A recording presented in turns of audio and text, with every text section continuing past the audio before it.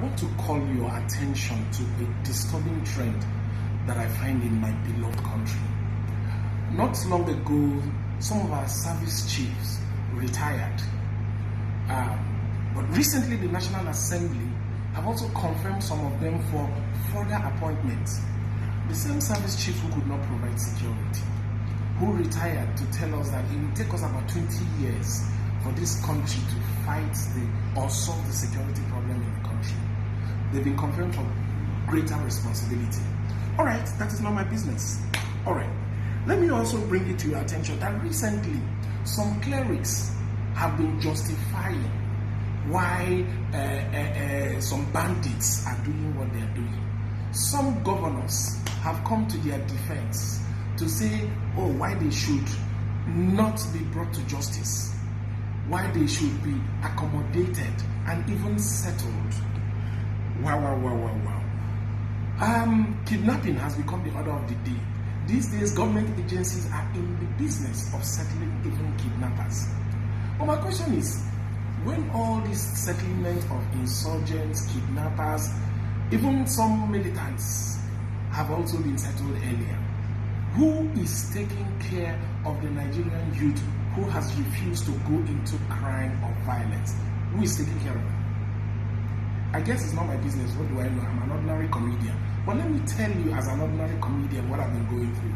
So to do a successful show in Lagos as a comedian, I look for about 20 million naira. You pay venue, you pay event service providers, you employ maybe about 100 people, create jobs for them to have a successful show.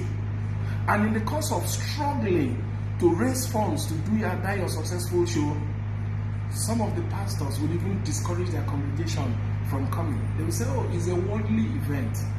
The governor will not be in attendance because, oh, he's very busy. Then the media will not give you free publicity until you pay. So you spend all this money, you go through all this stress and create jobs for 100 other youths without people really coming to your aid. You just tap into goodwill and some of your friends. Now COVID-19 has been here for more than a year. Nobody is talking about this set of Nigerian entertainers, Nigerian youths who have chosen not to do violence, who have chosen to instead create jobs for other people. Nobody is talking about how are they going to survive. No palliative, no kind of support. Now, how much does an AK-47 cost? If you Google it, maybe about 500,000 naira for an AK-47. So, let's say a comedian decides to take that 20 million and go searching for AK-47. At least he can afford 40 pieces of AK-47. Take some youths into one forest. Of course, abundance of forests all over Nigeria. Take 40 youths into the forest with AK-47 and begin to kidnap innocent people. Suddenly, the governor who is very busy can now shake your hands, snap picture with you, and defend why you should be settled by government because you have gone through a lot. Suddenly, government agencies will be rolling all over themselves over who to handle your ransom payment. Suddenly, the media will be giving you non-stop coverage. Suddenly, the pastors and their congregation will be praying for safety in the land. This is the country where we have found ourselves.